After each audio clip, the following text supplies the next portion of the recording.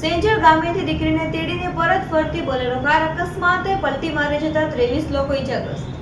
સેંજર પાસે બોલેરો ગાડી પલટી મારી ગઈ હતી।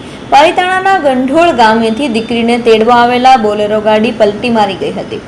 સેંજર ગામેથી દીકરીને તેડીને પરત ફરતી બોલેરો કારમાં અકસ્માતે પલટી મારી જતા એક મહિલાનું ઘટના સ્થળે જ કરુણ મોત નીપજ્યું હતું, જ્યારે 23 જેટલા મુસાફરો ઈજાગ્રસ્ત થયા હતા। અકસ્માતની જાણ થતાં સાવરકુંડલા ધારાસભ્ય મહેશ કસવાળા ઘટના સ્થળે પહોંચ્યા હતા। 8 જેટલા ઈજાગ્રસ્તોને વંડા સેન્ટર પર સારવારમાં ખસેડાયા હતા। બાકીના ઈજાગ્રસ્તોને 4 જેટલી 108માં સાવરકુંડલા સિવિલ હોસ્પિટલમાં ઈજાગ્રસ્તોની સારવાર શરૂ કરવામાં આવી હતી। 15માંથી 6 મુસાફરોને વધુ સારવાર અર્થે અમરેલી રિફર કરવામાં આવ્યા છે। ગંઢોળ ગામેથી રિદ્ધિબેન ચૌહાણને તેડવા આવેલા પરિવારજનોને અકસ્માત નડ્યો હતો।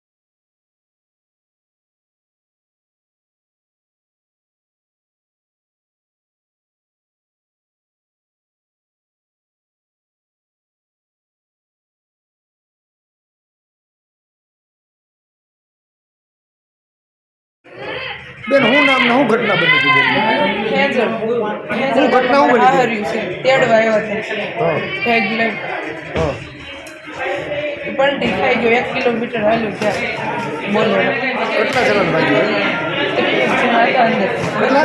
30 જણા 35 જણા બધા ઘાયલ છે।